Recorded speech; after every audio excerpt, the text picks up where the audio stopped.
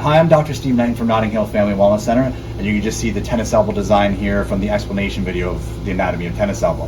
What we're going to go through here is treatment that we do at our clinic for tennis elbow. Most patients will get a version of this or all of what I'm going to show you today. First thing we do, we get the diagnosis of tennis elbow, then we give them with some suction IFC on there. That's an electric stim that basically loosens up the tissue and it is great for pain control. That's usually on for 10 to 12 minutes with a heat pack. Once we finish that, most patients will get some form of Graston. So Graston, we have a whole bunch of different tools here. It's basically a scraping of the tissue. So in this particular case, we're just going to use a little one like this, and we come in, we grind that all out there. You can actually see in this case the tennis elbow going away. Other tools we have here, just for argument's sake, they do look a little meaner, not necessarily as mean. I can come right in here and work the whole tennis elbow area out.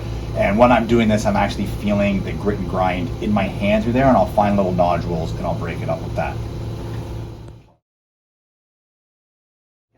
Once the IFC and the Graston are finished, those are just the appetizer for what comes next.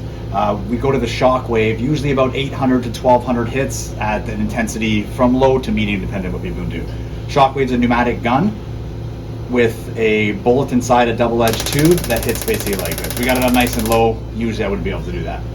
We run it up and down the patient's arm, get into the joint, come all the way down, and what it does, it just breaks up a ton of that scar tissue and that muscle that's stuck together, and afterwards promotes a lot of blood flow to the area. So we hit that about 8 to 1200 times, and then essentially give the patient some icing instructions and some exercises to go home with. Most treatment takes between 8 and 12 visits, and they should be 80 to 100% better. Once treatment's done, we'll text the patients some information about stretching and icing instructions from home. The biggest thing, what you do after the Shockwave, we need you to ice where we Shockwave. 20 minutes on, 20 off, probably a couple times the first day, and then we'll give you a list of the other ice instructions. What we recommend for all our tennis elbow patients is sleeping with a wrist brace on. It prevents your wrist from falling down and just stretching all those extensor tendons while you're sleeping. If you can't sleep it through the whole night, just keep it on, for 2 or 3 hours and progress to try to get a little better. If it makes your tennis elbow worse, just don't do it.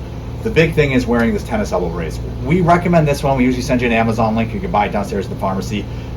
You just wear it anytime you're doing any type of physical activity. It could be gardening, it could be computer work, and it just helps keep those tendons from sliding back and forth, rubbing on each other, getting a little bit more inflamed.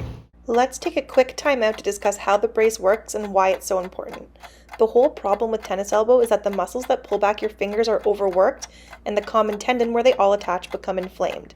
This tendon is your common extensor tendon. When the brace is worn, the compression acts to create a new point of contact where most of the forces run through, and it gives the actual muscle origin a much needed break. Back to Dr. Steve. So, tennis elbow brace, sleep with the wrist brace, and then we want you icing definitely the day after the Shockwave, and usually I would say a couple times a day when you don't get treatment.